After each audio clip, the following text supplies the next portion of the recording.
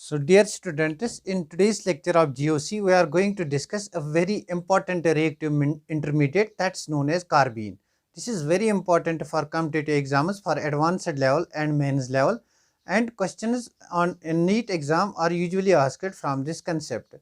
तो इस कंसेप्ट में हम डिस्कस क्या करेंगे, कार्बीन्स को। कार्बीन्स में हम फर्स्ट डिस्कस करेंगे इंट्रोडक्शन। ये कार्बीन्स होती क्या है, इंट्रोडक्शन। इंट्रोडक्टरी पार्ट के बाद हम डिस्कस करेंगे फॉर्मेशन ऑफ कार्बीन्स, फॉर्मेशन और जनरेशन। उसके बाद हम डिस्कस करेंगे स्ट्रक्चर ऑफ कार्बीन्स एंड उसके बाद हम डिस्कस करेंगे reactions of carbenes, reactions of carbenes. So this part will include four important subtopics, that's introduction, formation, structure and reactions of carbenes. तो स्टार्ट करते हैं अपना टॉपिक कार्बीन्स। कार्बीन्स क्या होती है, हमारे पास अगर कार्बन होगा, कार्बन के पास दो बॉन्ड्स होंगे, दो bonds with any atom, for example with hydrogen and two electrons, it's called carbene. तो इस स्ट्रक्चर को अगर देखेंगे, total electrons how many are there, two electrons from here, two electrons with this bond, two electrons with this bond, means there are total 6 electrons. यहाँ पे total 6 electrons carbon के पास है। हमें पता है ऑक्टेट रूल के हिसाब से किसी भी स्पेशी को स्टेबल होने के लिए 8 इलेक्ट्रॉन्स की जरूरत है। देयरफॉर यहाँ पे 2 इलेक्ट्रॉन डेफिशिएंट स्पेशी है। ये it is deficient of 2 electrons, it is deficient of 2 electrons. Deficient of 2 electrons means it will always try to gain 2 electrons, means it will be highly reactive. Highly reactive, highly reactive means it's highly unstable, it's highly unstable, highly unstable. Now see, अगर इसके पास सिर्फ 6 electrons है, means it will always love to attract electrons. Attract electrons means it will be attacked by the nucleophiles, means it will show reactions with nucleophiles. जो भी special electron deficient होते हैं उसको हम कहते हैं electrophile. It's a strong electrophile, it's a very good electrophile, it's a very good electrophile. Carbenes are electrophiles, they are very good electrophiles, they are good electrophiles. And electrophiles are often attacked by nucleophiles, so they will show reactions, nucleophilic reactions. Nucleophilic reactions, they will be attacked by nucleophiles. They will be attacked by nucleophiles. These carbenes will be attacked by nucleophiles. They will be attacked by nucleophiles. So this is introductory part of carbenes. Now carbene is a carbon species having 2 electrons.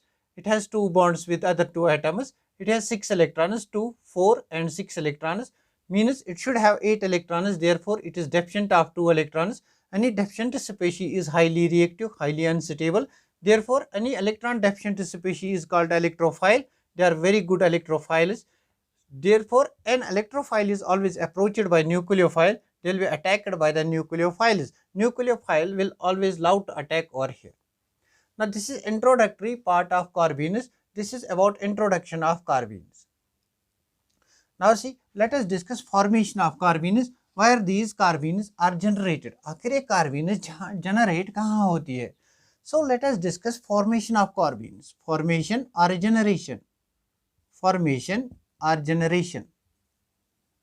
Formation और generation of कार्बीन्स। कार्बीन्स को format और generate करेंगे। हम देखेंगे कहाँ पे ये कार्बीन्स बन सकते हैं in organic chemistry. Now first important reaction where carbenes are generated is photolysis और pyrolysis. Photolysis means when we treat something with light in presence of light, or pyrolysis means in presence of heat. Pyrolysis, photolysis और pyrolysis of diazomethane, अब ये diazo क्या होता है? Diazo is any compound which contains N2 group. Diazomethane has the structure CH2 double bond N. This is diazomethane, ना diazomethane को अगर हम फोटोलिसिस करेंगे, मीन्स अगर हम इसको ट्रीट करेंगे with HNU, that's in presence of light, और अगर हम इसको ट्रीट करेंगे with heat, that's pyrolysis, then this diazomethane dissociates to give carbene, it gives carbene. यहाँ पे नाइट्रोजन गैस एवॉल्व होता है और हमें कार्बीन मिलता है। Now first method by which we can generate carbenes is by the reaction of diazomethane with light or heat. We can treat diazomethane, we can heat diazomethane, or we can treat it with under photochemical conditions, we can get diazomethane. Number second is photolysis of ketene. Photolysis of ketene. Photolysis of ketene, not ketone, it is ketene. So what is ketene? CH2 double bond C double bond O. These compounds are known as ketenes. R double bond C double bond O. अगर हम इसको photolysis करेंगे, HNU के साथ treat करेंगे, तो क्या होता है यहाँ पे कार्बन मोनोऑक्साइड एलिमिनेट होता है और कार्बन मिलता है. This is carbon, we get carbon and we get carbon monoxide. These are two methods by which we can generate carbene. There is one more method that is known as Simon-Smith reaction. बहुत ही important reaction है. Simon-Smith reaction में से भी हम carbene generate करते हैं. There is one more method that is known as Simon-Smith reaction. Number third, Simon-Smith reaction. Simon-Smith. In Simon-Smith reaction, generation of carbenes is carried out. We can form carbenes. तो Simon-Smith reaction में क्या होता है? We take CH2I2, we treat it with zinc copper couple. Zinc copper couple means zinc and copper together. That's known as zinc copper couple. तो यहाँ पे क्या होता है? जिंक आयोडाइड लॉस होता है ZnI2 और हमें जनरेट होता है carbene. This is the generation of carbene. तो क्वेश्चन आपके कॉम्पिटिटिव एग्जाम में यह आ सकता है, given below are following 3 reactions, you have to answer in which of the following reactions carbene is generated. So these are the reactions where carbene is generated. One more important point where carbene is generated is from polyhalogen derivatives. From polyhalogen derivatives. Number fourth, post polyhalogen derivative. Polyhalogen derivative. What is polyhalogen derivative? That derivative वो species जहाँ पे more than one halogens present होंगे. पोलीहैलोजन derivative. For example हमारे पास chloroform है, bromoform है, iodoform है, CH Br Br Br, this is CHBr3, this is bromoform. और हमारे पास क्लोरोफॉर्म है CHCl Cl, this is H, this is chloroform. This is known as polyhalogen derivative because in this compound there are more than one halogen atoms. now इसको हम क्या करते हैं पॉलीहैलोजन derivative को हम इसको बेस के साथ ट्रीट करते हैं. बेस फॉर एग्जांपल KOH के साथ ट्रीट करते हैं, NaOH के साथ ट्रीट करते हैं, या किसी भी बेस के साथ ट्रीट करते हैं. तो बेस का काम क्या होता है? बेस का काम होता है एब्स्ट्रैक्ट प्रोटॉन करना. हमने पहले ही देखा है ये जो क्लोरोफॉर्म, ब्रोमोफॉर्म, आयोडोफॉर्म होते हैं बहुत ही एसिडिक होते हैं. इनका ये जो हाइड्रोजन है ये इजीली लॉस होता है. तो बेस क्या करेगा? यहाँ से बेस OH नेगेटिव आयन देगा. OH नेगेटिव आयन क्या करेगा? It will attack this hydrogen. यहाँ का इलेक्ट्रॉन पेयर यहाँ जाएगा तो कार्बन पे negative charge and bromine and bromine. Now what happens in the next step, जो यहाँ पे K+ था, ये K+ इस K+ को ब्रोमीन अटैक करता है. अगर ब्रोमीन यहाँ पे अटैक करेगा means this bond breaks towards this side, यहाँ पे पॉजिटिव चार्ज आएगा. पॉजिटिव और नेगेटिव न्यूट्रलाइज होके क्या बनाएंगे? CBr this is dibromocarbene. और CI2 यहाँ से मिलेगा Cl2. This is the formation of the carbene. तो रिएक्शन जब भी केमिस्ट्री में आपको कभी रिएक्शन दी होगी वो वहाँ आपको डायरेक्ट कार्बीन नहीं देता है, वो आपको देगा क्लोरोफॉर्म और ब्रोमोफॉर्म एंड अ बेस. तो आपको पता होना चाहिए chloroform, iodoform and a base they result in the formation of carbene. जैसा आपके 12th क्लास में होता है राइमर-टैमन रिएक्शन, उसमें डाइक्लोरोकार्बीन हम यूज़ करते हैं. वो वहाँ हम रिएक्शन ट्रीट करते हैं विद KOH और NOH एंड क्लोरोफॉर्म. तो वहाँ से हम डाइक्लोरोकार्बीन यूज़ करते हैं, दैट जनरेट करते हैं, and that dichlorocarbene acts then electrophile in that reaction. This was about generation of carbenes. तो कार्बीन्स को हमने 4 तरीके से जनरेट किया. हमने पायरोलिसिस और फोटोलिसिस ऑफ डायज़ोमीथेन किया. उसके बाद हमने कीटीन से जनरेट किया, फोटोलिसिस ऑफ कीटीन. उसके बाद हमने क्या किया? साइमन-स्मिथ रिएक्शन में फॉर एग्जांपल CH2I2 को जिंक कॉपर कपल के साथ ट्रीट किया. And in fourth method what we have done from polyhalogen derivatives such as chloroform, bromoform, iodoform, हमने उसको बेस के साथ ट्रीट किया and that results in the formation of कार्बीन्स.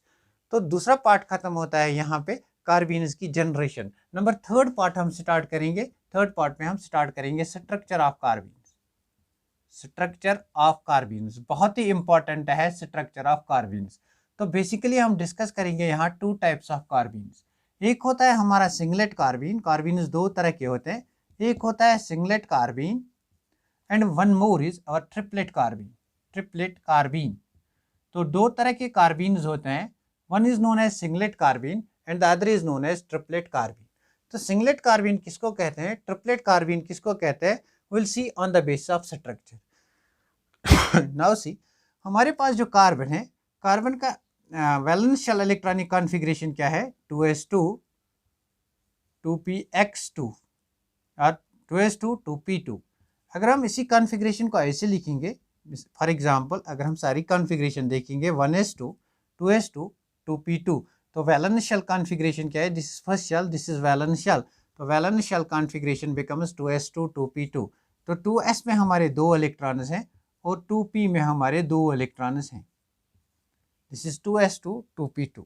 ना क्या होता है यहाँ पे, ये s ऑर्बिटल जो है 2s, ये 2p ऑर्बिटल जो है ये आपस में कंबाइन करते हैं, एक s ऑर्बिटल और 2 p ऑर्बिटल्स यहाँ पे ओवरलैप करते हैं, resulting in the formation of sp2 hybridisation. जो हमारा सिंगलेट कार्बीन होता है इसमें sp2 हाइब्रिडाइजेशन होती है। सिंगलेट कार्बीन में बहुत इंपॉर्टेंट है, डिफरेंस यहाँ पे आएगी, सिंगलेट कार्बीन में sp2 हाइब्रिडाइजेशन होती है।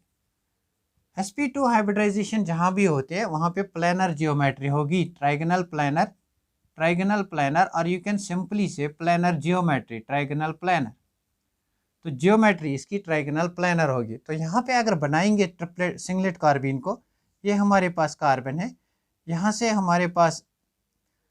हमारे पास एक ऑर्बिटल है, इस ऑर्बिटल में 2 इलेक्ट्रॉन्स हैं, और यहाँ से एक ऑर्बिटल है, इसमें एक इलेक्ट्रॉन है, यहाँ से एक ऑर्बिटल है, इसमें एक इलेक्ट्रॉन है। ना हमारे पास जो कार्बीन था that was like this C H, और I will write it like this C H H and electron pair. ये इलेक्ट्रॉन्स मैंने इस ऑर्बिटल में रखे, और ये जो इलेक्ट्रॉन है ये हाइड्रोजन के साथ बॉन्ड बनाएगा, this forms bond with hydrogen and this forms bond with hydrogen. तो अगर देखेंगे यहाँ पे 3 ऑर्बिटल्स हैं जो ऑक्यूपाइड है, एक ऑर्बिटल जो कार्बन का है, दिस ऑर्बिटल 2pz ऑर्बिटल, ये वैकेंट है, this is vacant 2pz orbital, बहुत इंपॉर्टेंट है, आगे जरूरत लगेगा अभी। नाउ सी, यहाँ पे कोई फ्री अनप्योर्ड इलेक्ट्रॉन नहीं है, यहाँ पे सारे इलेक्ट्रॉन्स अब प्योर्ड है, इसने भी हाइड्रोजन के साथ बॉन्ड बनाया, इसने भी हाइड्रोजन 1s के साथ बॉन्ड बनाया। तो अगर यहाँ पे इस इलेक्ट्रॉन की स्पिन देखेंगे, यहाँ पे इसका प्लस हाफ है और दूसरे का माइनस हाफ है, तो टोटल स्पिन इलेक्ट्रॉन का 0 है। तो अगर हमें स्पिन इलेक्ट्रॉन का पता चलता है, उससे हम निकाल सकते हैं spin multiplicity. Spin multiplicity bonding में मैंने आपको सिखाया था how to determine spin multiplicity, it is determined by the formula 2s+1। तो यहाँ पे स्पिन मल्टीप्लिसिटी डिटरमाइन करते हैं, spin multiplicity is equal to capital S, it's equal to 2s+1। Now what is S spin of an electron in this triplet singlet carbene? It is 0, that is 2s plus 2 into 0 plus 1, because यहाँ पे कोई अनप्योर्ड electron नहीं है, therefore spin electron की 0 है, 2 into 0 plus 1 is equal to 1, that means spin multiplicity over here is 1, that's why it's called singlet carbene। यहाँ पे इसलिए इसको सिंगलेट कार्बीन कहा जाता है, बिकॉज यहाँ पे स्पिन मल्टीप्लिसिटी 1 आती है, spin multiplicity is 1, that's Y इसको यहाँ पे क्या कहते हैं, इसको यहाँ पे सिंगलेट कार्बीन कहा जाता है। तो सिंगलेट कार्बीन में इंपॉर्टेंट है spin multiplicity is equal to 1, that's why it's called singlet carbene. Now see one important point, हमें पता है जब ट्राइगोनल प्लेनर जियोमेट्री होती है तो बॉन्ड एंगल कितना होना चाहिए, 120, लेकिन यहाँ पे ये बॉन्ड एंगल 120 नहीं होता है, वाई, बिकॉज यहाँ का जो इलेक्ट्रॉन पेयर है ये यहाँ के इलेक्ट्रॉन पेयर को रिपल करता है, यहाँ से इसने रिपल किया, ये इलेक्ट्रॉन पेयर आपस में रिपल करते हैं, ये भी रिपल करते हैं, इसलिए क्या होता है ये इलेक्ट्रॉन पेयर थोड़े पास पास आते हैं, बॉन्ड एंगल कंप्रेस हो जाता है। बॉन्ड एंगल कितना कंप्रेस हो जाएगा, यहाँ पे सी, यहाँ पे एक इलेक्ट्रॉन था कार्बीन में, यहाँ पे एक इलेक्ट्रॉन था, यहाँ पे एक इलेक्ट्रॉन था, क्या हुआ, जिस एक यहाँ पे रिपल्शन हुआ, यहाँ पे रिपल्शन हुआ, और ये जो ऑर्बिटल्स हैं ये साथ साथ ऐसे आ गए, मीन्स इनका बॉन्ड एंगल जो है वो कम हो गया।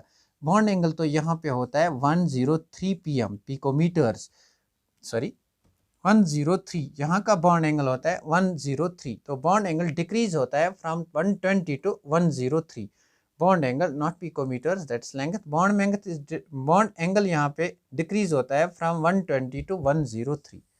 नाउ सी बॉन्ड एंगल यहाँ पे कम होता है। नाउ डिस्कस करते हैं ट्रिपलेट कार्बीन को। ट्रिपलेट कार्बीन क्या होता है, जहाँ पे स्पिन मल्टीप्लिसिटी 3 आएगी। ट्रिपलेट कार्बीन को अगर देखेंगे तो ये हमारे पास 2s है, ये हमारे पास 2p ऑर्बिटल है, this is 2p orbital. Nasi triplet carbene में हमारे पास सिर्फ अनपेयर्ड इलेक्ट्रॉन्स होते हैं, तो हम इस इलेक्ट्रॉन को एक्साइट करके यहाँ लेते हैं। अब इस इलेक्ट्रॉन को एक्साइट किया, इन दो ऑर्बिटल्स की हाइब्रिडाइजेशन हो गई, हाइब्रिडाइजेशन यहाँ पे sp, और ये दो अनपेयर्ड इलेक्ट्रॉन एज सच रह गए। जहाँ भी sp हाइब्रिडाइजेशन होती है वहाँ लीनियर जियोमेट्री होती है, तो कार्बन की लीनियर जियोमेट्री बना, दिस इज लीनियर जियोमेट्री। ये एक s ऑर्बिटल, ये एक s ऑर्बिटल, यहाँ पे एक अनपेयर्ड इलेक्ट्रॉन, यहाँ पे एक अनपेयर्ड इलेक्ट्रॉन ना, ये अनपेयर्ड हाइड्रोजन के साथ बॉन्ड बनाएगा, ये भी हाइड्रोजन के साथ बॉन्ड बनाएगा, this will also form bond with hydrogen. See अब यहाँ पे दो अनपेयर्ड इलेक्ट्रॉन्स रह गए, ये दो अनपेयर्ड इलेक्ट्रॉन्स इन दो वैकेंट ऑर्बिटल्स में रहते हैं ना। सी अगर यहाँ पे स्पिन मल्टीप्लिसिटी की बात करेंगे, पहले स्पिन की बात करेंगे, spin of this electron is half and spin of this electron is half, तो total spin is equal to 1/2 + 1/2 is equal to 1। अगर स्पिन मल्टीप्लिसिटी की बात करेंगे that will be equal to 2s + 1, s over here is 1, therefore 2 into 1 + 1 that's equal to 3. That's why it's called triplet carbene, because spin multiplicity of this carbene is 1. तो यहाँ पे अगर sp hybridisation है, what is the bond angle, तो bond angle 180 है, bond angle 180। अब मुझे आप बताओ, क्या सिंगलेट कार्बीन ज़्यादा स्टेबल होगा या ट्रिपलेट कार्बीन ज़्यादा स्टेबल होगा? कैसे देखेंगे? हम बॉन्ड एंगल से देखेंगे, जहाँ पे बॉन्ड एंगल ज़्यादा होगा वहाँ पे स्टीरिक रिपल्शंस कम होंगे। बॉन्ड एंगल ज़्यादा मतलब हमारे ट्रिपलेट कार्बीन में बॉन्ड एंगल ऐसा है, it is like linear shape, linear shape में बॉन्ड एंगल बहुत ज़्यादा है, ग्रुप्स जो हैं वो आपस में बहुत दूर दूर हैं। लेकिन ट्रिपलेट कार्बीन में ये ग्रुप साथ साथ है, साथ साथ मतलब इनके बीच में रिपल्शन है, देयरफॉर जहाँ रिपल्शन कम होती है वहाँ स्टेबिलिटी ज़्यादा होती है। That's why triplet carbene is always more stable than that of singlet carbene. तो यहाँ से एक कंक्लूजन आपको क्या याद रखना है? फर्स्ट आपको याद रखना है सिंगलेट कार्बीन की मल्टीप्लिसिटी 1 है, स्पिन मल्टीप्लिसिटी, ट्रिपलेट कार्बीन की स्पिन मल्टीप्लिसिटी 3 है। सिंगलेट कार्बीन में बॉन्ड एंगल 103 है, ट्रिपलेट कार्बीन में बॉन्ड एंगल 180 है। सिंगलेट कार्बीन में हाइब्रिडाइजेशन sp2 है, ट्रिपलेट कार्बीन में हाइब्रिडाइजेशन sp है। ट्रिपलेट कार्बीन में दो अनपेयर्ड इलेक्ट्रॉन्स है, सिंगलेट कार्बीन में कोई अनपेयर्ड इलेक्ट्रॉन नहीं है। तो यहाँ पे अगर स्टेबिलिटी की बात करेंगे तो ये जो हमारा सिंगलेट कार्बीन है, सिंगलेट कार्बीन, और ये जो हमारा ट्रिपलेट कार्बीन है, ट्रिपलेट कार्बीन, तो triplet carbene will be more stable, it's more stable, more stable. Why? Because bond angle is 180, it is less stable. Why? Because bond angle is 103। यहाँ पे जो bond angle है that is 103, यहाँ पे जो bond angle है that is 180 degree bond angle, यहाँ पे जो बॉन्ड एंगल है दैट्स 180 डिग्री। तो यहाँ पे बॉन्ड एंगल कम है मीन्स रिपल्शंस आर हियर, यहाँ पे जो बॉन्ड एंगल ज़्यादा है मीन्स लेस रिपल्शन। जहाँ पे लेस रिपल्शन होते हैं वहाँ पे ज़्यादा स्टेबिलिटी होती है, कम एनर्जी होती है। Therefore triplet carbene is more stable than that of singlet carbene.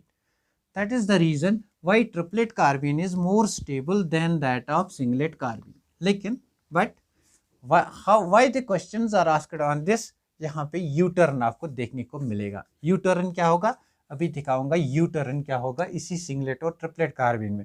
U turn मतलब triplet carbene is more stable than that of singlet carbene. अगर यू टर्न लेगा तो सिंगलेट कार्बीन ज़्यादा स्टेबल बनेगा ट्रिपलेट कार्बीन से। कहाँ बनेगा? लेट अस सी। हम इस ट्रिपलेट कार्बीन, सिंगलेट कार्बीन को ऐसे भी लिख सकते हैं आप CH2। सिंगलेट कार्बीन में दो अनपेयर्ड इलेक्ट्रॉन जो हैं, एक ऊपर है एक नीचे है, नेट स्पिन 0 +12 -0। लेकिन ट्रिपलेट कार्बीन की अगर बात करेंगे, एक अनपेयर्ड इलेक्ट्रॉन ऊपर है, दूसरा अनपेयर्ड इलेक्ट्रॉन भी ऊपर ही होगा। So net spin +12 that's equal to 1, या दोनों अनपेयर्ड इलेक्ट्रॉन्स की स्पिन जो है वो डाउन होगी। लेकिन ट्रिपलेट कार्बीन, सिंगलेट कार्बीन में एक की अप दूसरे की डाउन।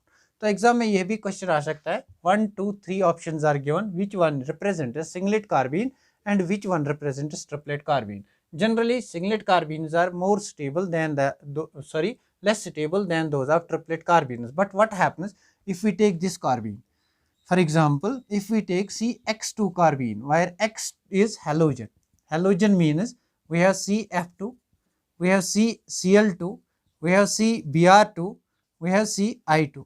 अगर इनकी बात करेंगे इन कार्बीन्स की तो क्या होगा स्टेबिलिटी में? Means we have CX2 singlet carbene, this is singlet carbene, plus half minus half 0, 2s plus 1 is equal to 1 singlet carbene। अगर यहीं की बात करेंगे CX2 की, CX2 में हम ट्रिपलेट कार्बिन की बात करेंगे, ट्रिपलेट कार्बिन की बात करेंगे, ट्रिपलेट कार्बिन मतलब इस कार्बिन की बात करेंगे।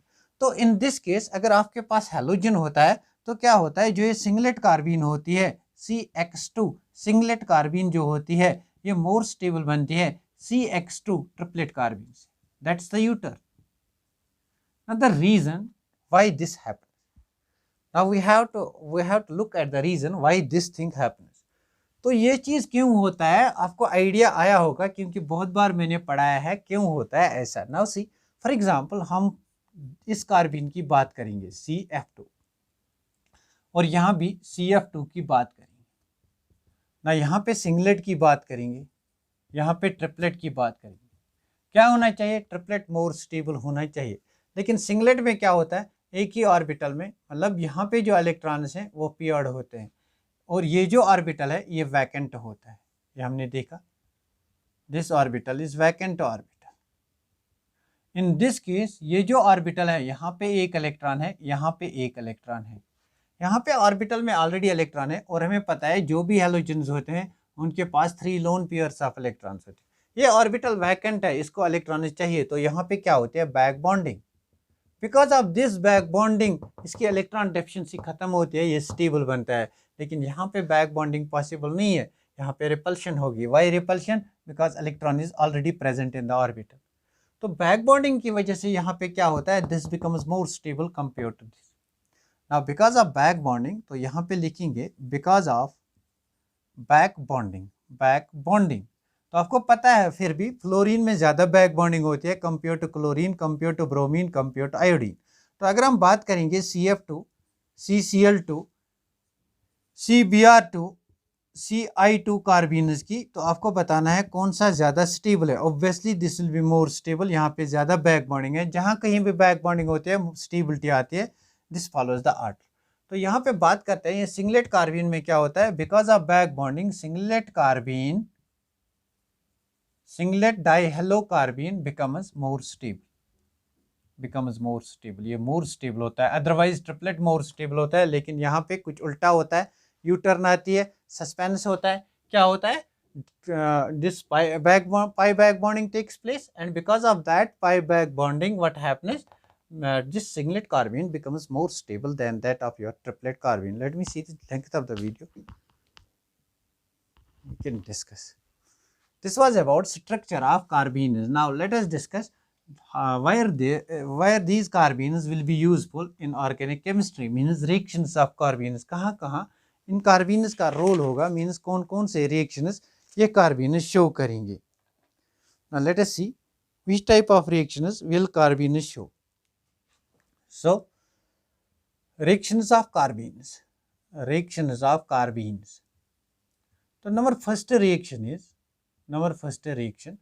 usually the reactions of carbenes are stereospecific,